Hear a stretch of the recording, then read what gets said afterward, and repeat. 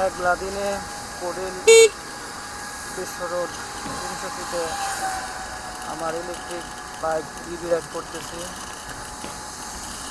বৃষ্টির দিনে গাড়ি চালানো যদিও মজা, কিন্তু এই ধরনের ইলেকট্রিক বাইক বা ই বাইকের ক্ষেত্রে একটাই সমস্যা, বাংলাদেশে যেগুলো বর্তমানে অ্যাভেলেবেল আছে সবগুলোই প্রায় বলতে গেলে ম্যাক্সিমাম বাইকেরই চাকা ছোট, 10 থেকে 12 ইঞ্চির মধ্যে সীমাবদ্ধ।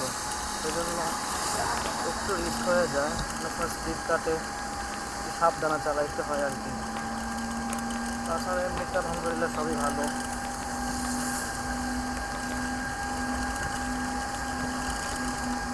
আরেকটা প্রবলেম ফেস করতে হয় যখন খুব স্পিডে থাকে গাড়ি, তখন ব্রেক চাপলে চাকা স্লিপ করে পসিবিলিটি অনেক হাই থাকে, সেই জন্য একটু সাবধানে চালাইতে হয়। তাছাড়া এমনিতে অন্য দিকগুলো ভালো, যেমন খরচ কম, একবার চার্জ দিতে ম্যাক্সিমাম 20 টাকার বিদ্যুৎ খরচ হয়, এবং একবার ফুল চার্জ করলে আমার সাথে আমি 80 কিলোমিটার মতো রাইড করতে পারি।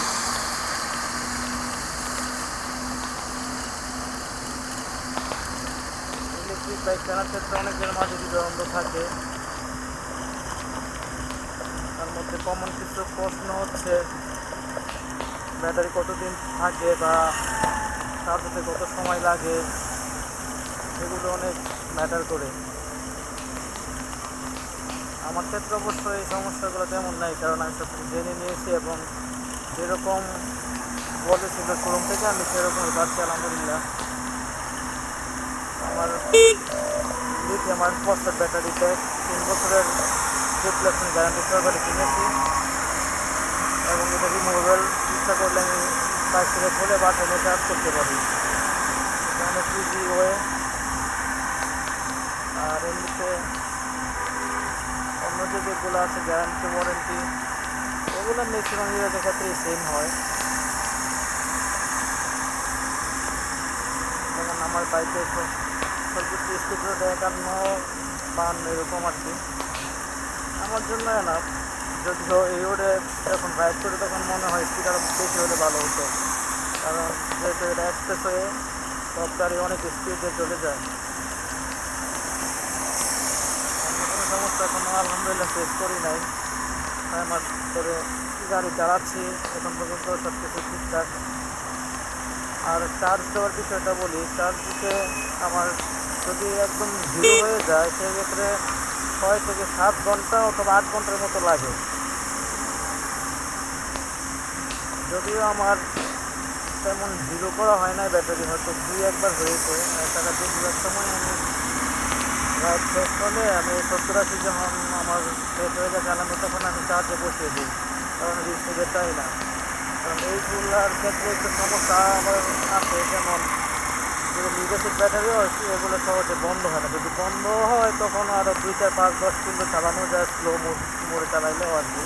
কিন্তু লিথিয়াম আয়রন ফসফেটের ক্ষেত্রে হয় কি, যখন ফুল চার্জ শেষ হয়ে যায় তখন গাড়ি আর চালানোই যায় না, একদম জিরো হয়ে গাড়ি বন্ধ হয়ে যায়। সেই জন্য এইসবের ক্ষেত্রে একটু বুঝে চালাতে হয়, আগে আপনার মাইলেজটা বুঝতে হয় কত পাওয়া যায় কি, এগুলো আগে ফুল চার্জ দিয়ে চালিয়ে চেক করে নিতে হচ্ছে কত কিলোমিটার চলে, তারপর ওটা থেকে 5-7 কিলোমিটার আগে চার্জে বসে দিলে হয়, তাহলে একটা সেফে থাকা যায়। আর যখন দূরপাল্লা চালানো লাগে, যদিও কেউ ই বাইক দূরপাল্লা যেন চালায় না, যেহেতু আমার বাড়ি কাজ, সেই জন্য আমি বাড়িতে যাইতে পারি, আমার জন্য এটা দূরপাল্লার সাপোর্ট দেয়। আমার বাড়ি আমার অফিস থেকে 60 কিলোমিটার দূরে, আর আমার গাড়ি 80 কিলোমিটারের মতো মাইলেজ দেয়, সেই জন্য আমি আলহামদুলিল্লাহ প্যারামুক্তভাবে বাড়ি চলে যেতে পারি। এই যে এখন আমি বাড়ি যাচ্ছি, সময় লাগে যেহেতু স্পিড কম, এটা বুঝেই আমি নিয়েছি। এগুলোর ক্ষেত্রে ডিসিশন নেওয়াটা একটা বড় ম্যাটার, যে আমার কী লাগবে, আমি কী পাচ্ছি বা কী পাবো, ওগুলো আগে হিসাব করতে হবে। জুম করে একটি ব্যাগ কিনে ফেললাম, পরে বললাম বাড়িতে যেতে পারি না, আমার বাড়ি 150 কিলো 200 কিলো দূরে, চার্জ দেওয়ার সমস্যা, এগুলো এই ব্যাগের ক্ষেত্রে বাংলাদেশে অ্যাটলিস্ট চলে না। যদিও এসবের ক্ষেত্রে চায়না, ইন্ডিয়া বা অন্যান্য দেশে অনেক ভালো অবস্থান চলে গেছে, ওরা ফাস্ট চার্জিং সুবিধা দিচ্ছে, তারপরে একবার চার্জ দিলে দেখা যায় 200-250 কিলোমিটার চলে যায়, আবার ব্যাটারি সোয়াপ সিস্টেম আছে, যেটা খুবই হেল্পফুল। যদিও বাংলাদেশে এগুলো এখন ইমপ্লিমেন্ট হয় নাই, আশা করি অতি ভবিষ্যতে আমরা এগুলো পাবো।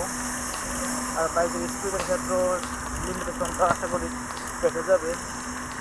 বর্তমানে ইন্ডিয়ার ই বাইকগুলা 150-200 স্পিডে ওঠে। আমি কিছুদিন আগে একটা ভিডিও দেখলাম, আলট্রা ভায়োলেট একটা ই বাইকে 170-80 উঠে যাচ্ছে।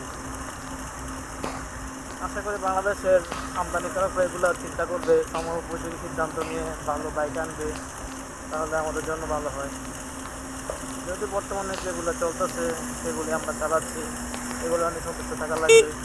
সময়ে সময়ে হয়তো এগুলো চেঞ্জ হবে আস্তে আস্তে। আমার বাইক কেনার কাছে সবচেয়ে বড় ছিল যেটা, সেটা হলো সাশ্রয়ী।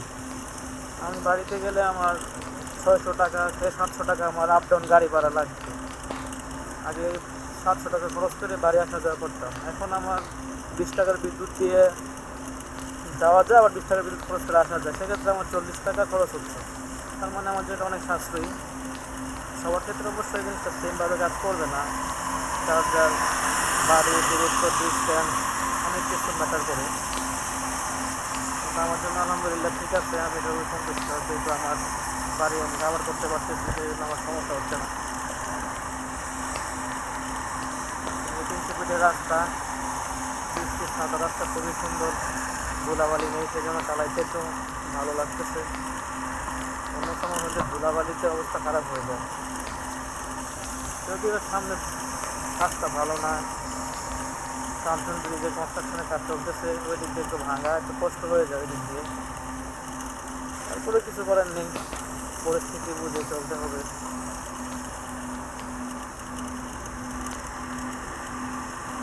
বর্তমানে আরেকটা সমস্যা দেখা দিচ্ছে, ই বাইকের রেজিস্ট্রেশন সমস্যা। যদিও আমি যখন গাড়ি কিনেছি তখন এগুলো ছিল না, বা দোকান থেকেও বলে দিয়েছিল যে এগুলো লাগবে না। প্রথম শুনেছিলাম শুধু ড্রাইভিং লাইসেন্স থাকলে হয়, অনেকে বলে এগুলোও লাগে না, আবার কেউ কেউ বলে গাড়ি রেজিস্ট্রেশন লাগবে, অনেকে দেখি করতেছেও। যদিও বাংলাদেশে ই বাইকের ক্ষেত্রে যে কোনো সুবিধা সরকার দিচ্ছে না, কোনো প্রণোদনা নাই, সেক্ষেত্রে এগুলা ই বাইক ব্যবহারকারীদের জন্য একটু কষ্ট হয়ে যায়। অন্যান্য দেশে ই বাইক ব্যবহারের উদ্বুদ্ধ করার জন্য অনেক সাবসিডি দেয়, অনেক সুবিধা দেয়, ট্যাক্স বাদ দিচ্ছে বা লাইসেন্স ফি মকুব করতেছে, সরকার অনেক সুবিধা দিচ্ছে, যেগুলো যে কারণ এগুলো হচ্ছে পরিবেশ বান্ধব এবং দেশের যে তেল আমদানি করা লাগে বা অন্য ক্ষেত্রে এগুলো খুব হেল্পফুল। কোনো খরচ নেই, যেমন মাত্র 20 টাকা বিদ্যুৎ খরচে সারাদিন রাইড করা যায়, কোনো শব্দ নাই, কোনো ধোঁয়া নাই, পরিবেশের জন্য অনেক ভালো। সেজন্য ম্যাক্সিমাম দেশে এগুলোর উপর ভালো সাবসিডি দিচ্ছে, কিন্তু বাংলাদেশে এখনও তেমন কোনো কিছু দেখলাম না। হয়তো দূর ভবিষ্যতে আমরা আশা করতে পারি, জানি না পাবো কিনা।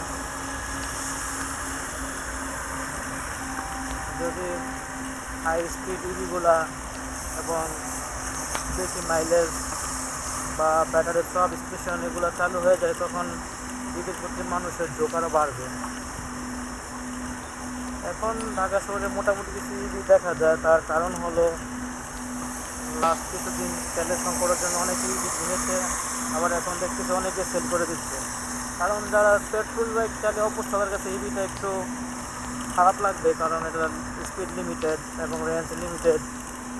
কিন্তু ঢাকা শহরে ডেলি চালানোর জন্য এটা খুব ভালো, কারণ আমার 50-60 স্পিড হলে ঢাকা শহরের মধ্যে মোর দেন এনাফ, এবং আমার যেহেতু সারাদিনে 20 টাকার বিদ্যুৎ খরচ হচ্ছে, সেটাও আমার জন্য অনেক হেল্পফুল।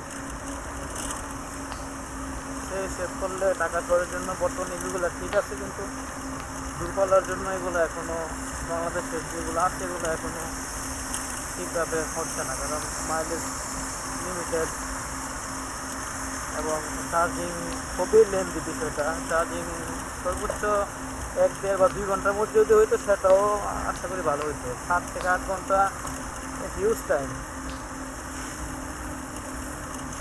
যদি আমরা এখন প্রাইমারি অবস্থানে আছি, দিক দিয়ে হয়তো আমরা কিছুদিন পরে যেগুলো বললাম এগুলো হয়তো আমরা পাবো আস্তে ধীরে। আশা করা যাক, হোপ ফর দ্য বেস্ট। এখন আপাতত এগুলো নিয়ে চলতে হবে।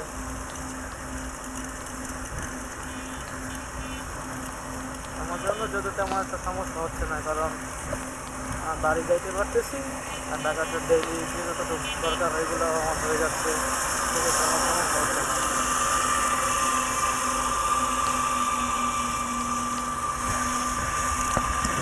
আন্ডারপাস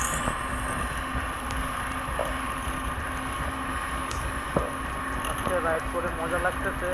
এক হলো ঠান্ডা ওয়েদার, তারপরে বৃষ্টির কারণে রাস্তা কোনো ধুলাবালি নেই, সেই জন্য আজকে খুব ভালো লাগতেছে। অন্যদিন এই রাস্তায় প্রচুর ধুলা থাকে আর রোদও থাকলে তো গরম কথাই নেই।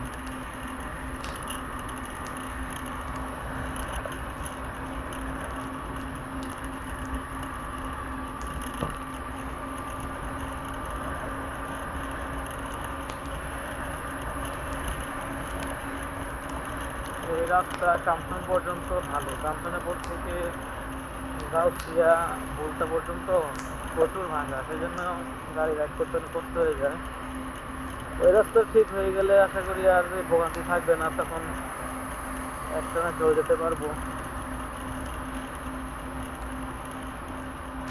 কারণ এই ভালো রাস্তায় যখন ভালো স্পিডে গাড়ি চালানো যায় তখন ভালো লাগে। আবার যখন সামনে ভাঙা পড়ে প্রায় এটা মনে হয় 15 কিলোমিটার মতো হবে মোটামুটি ভাঙা, মানে কনস্ট্রাকশন চলতেছে, সেই জন্য অনেকটাই ভাঙা, সেই জন্য অনেক কষ্ট হয়ে যায়।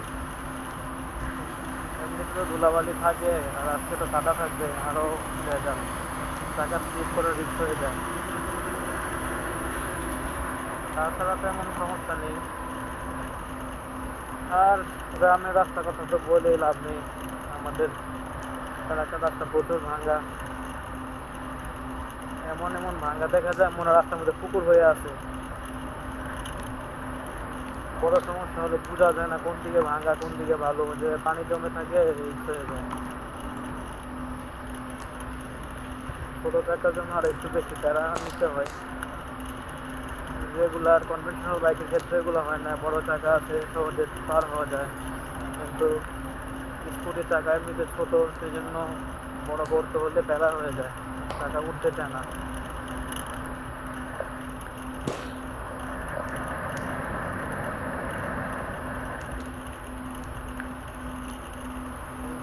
রাস্তা গাড়ি ঠেলে খুব মজা, শুধু অ্যাক্সেলেটর ধরে বসে থাকলে হয়, কোনো প্যারা নাই।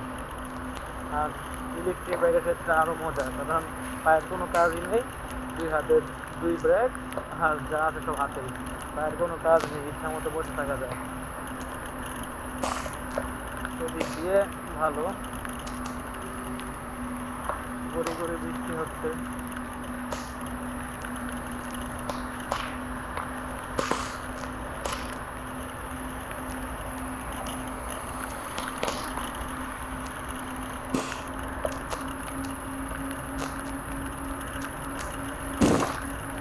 যখন ভালো রাস্তা নামার সময় স্পিড 2-3 বেড়ে 52-53 হয়ে যায়, আবার যখন উপরে থেকে উঠতে হয় তখন আবার স্পিড কমে 48-48 নেমে আসে। ম্যাক্সিমাম টাইম সমতলে 50-51 মধ্যেই থাকে।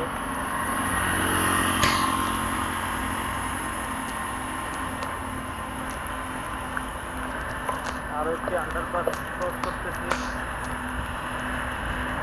রোডে গাড়ি কম, সেজন্য গাড়ি আরও মজা। কাঞ্চনের রাস্তাটা ঠিক হয়ে যায়, সেক্ষেত্রে নরসিংদীর গাড়িগুলোর চাপ বাড়বে, তখন হয়তো আরও গাড়ি বেশি দেখা দেবে রোডে। আপাতত গাড়ির সংখ্যা খুবই কম, এই জন্য বেশি জায়গা নেওয়া লাগে না।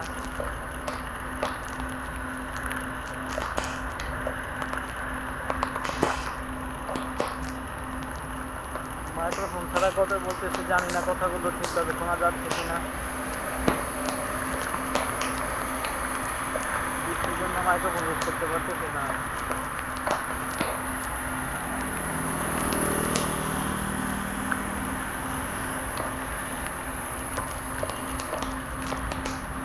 বর্তমানে ঢাকা বা ঢাকার আশেপাশে সবচেয়ে সুন্দর রাস্তা মনে হয়ে যায়, যদিও সন্ধ্যার পরে কিছু বখাটে বাইকারদের উৎপাত করে দেয় রাস্তায়।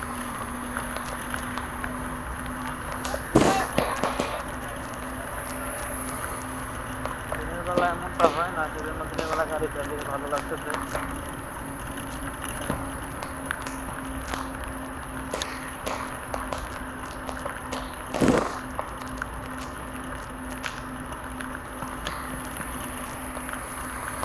আর আপনারা যারা ইভি কিনতে চান বা ইভি ইন্টারেস্টেড আছেন, ইভি সম্পর্কে কোনো কিছু জানতে চাইলে ভিডিও নিচে কমেন্ট করতে পারেন। আশা করি আপনাদেরকে ভালো একটা সাজেশন দিতে পারবো, কারণ আমি 6 মাসের মতো ইভি চালাচ্ছি, মোটামুটি একটা আইডিয়া হয়েছে।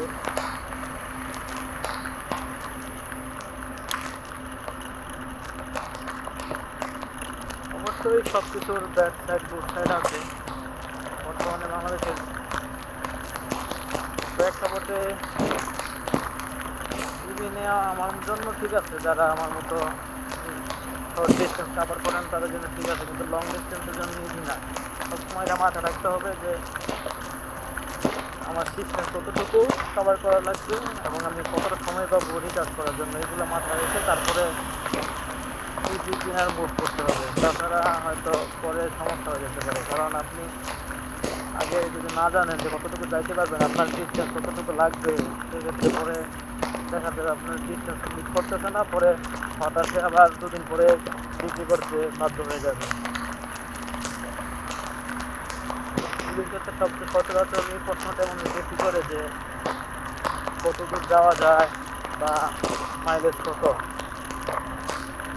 বাংলাদেশে কোম্পানির যে বিভিন্ন গাড়ি আছে, সর্বনিম্ন মাইলেজ মনে হয় আমি দেখছি 50-60 কিলোমিটার, আর ম্যাক্সিমাম হয়তো 180-200 কিছু কিছু কোম্পানি।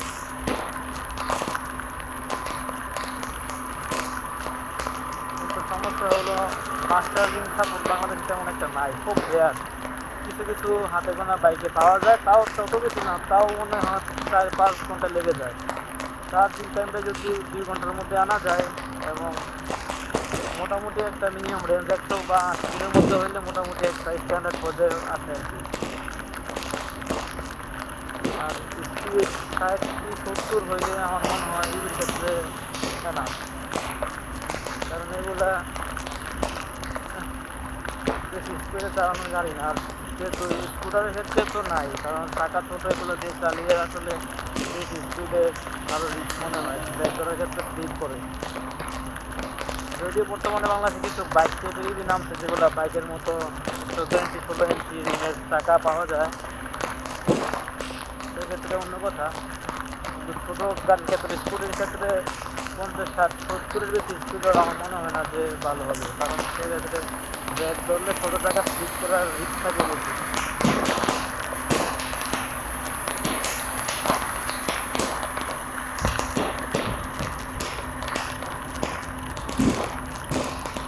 বৃষ্টিটা বেড়ে গেছে।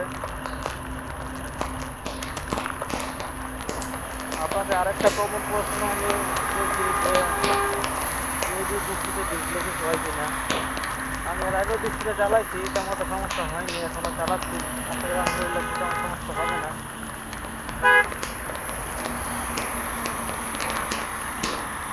কাউন্সিলের কাছাকাছি চলে আসছি, সামনে আমরা কনস্ট্রাকশন চলতেছে।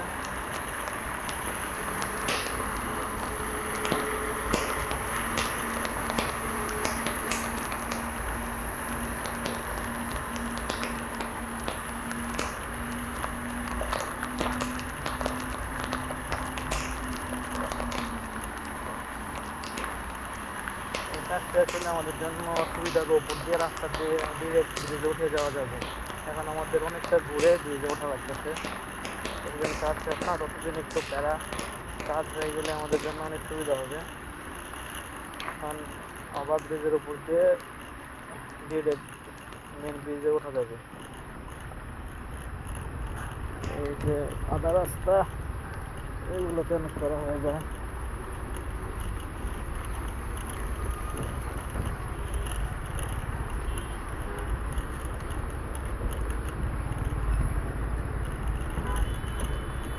প্রচুর কাদা, গর্ত।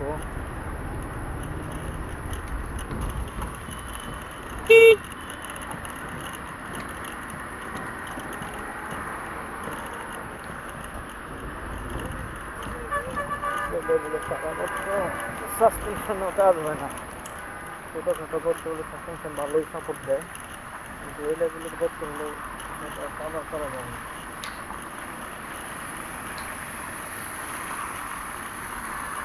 এই রাস্তাগুলো বেশি রিস্কি, আবার দিনের একটা পিচ্ছিল হয়ে থাকে,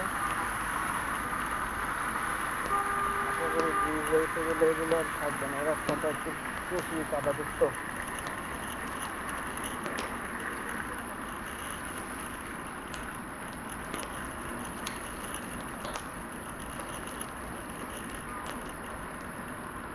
টানে রাস্তা, তারপরে এত উঁচু নিচে বুঝলাম না।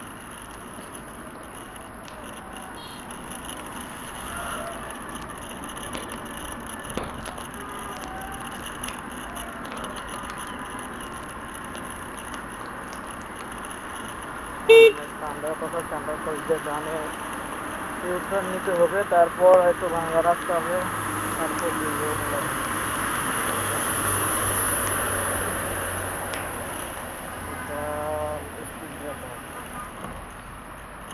স্কুটির ক্ষেত্রে স্পিড ব্রেকার একটা বিশাল সমস্যা। তো ওটা স্পিড ব্রেকার হলে স্কুটির নিচে লেগে যায়। আমাদের কাছে দেখে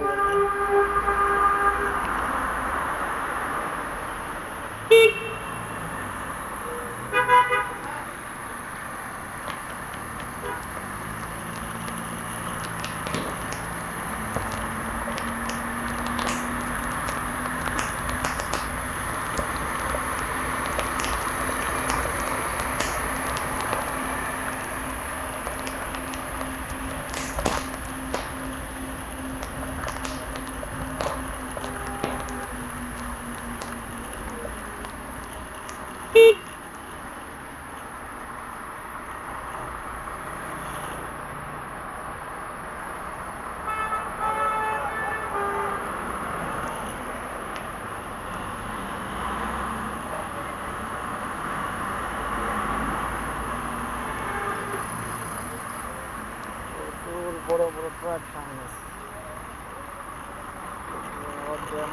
আল্লাহ জানে।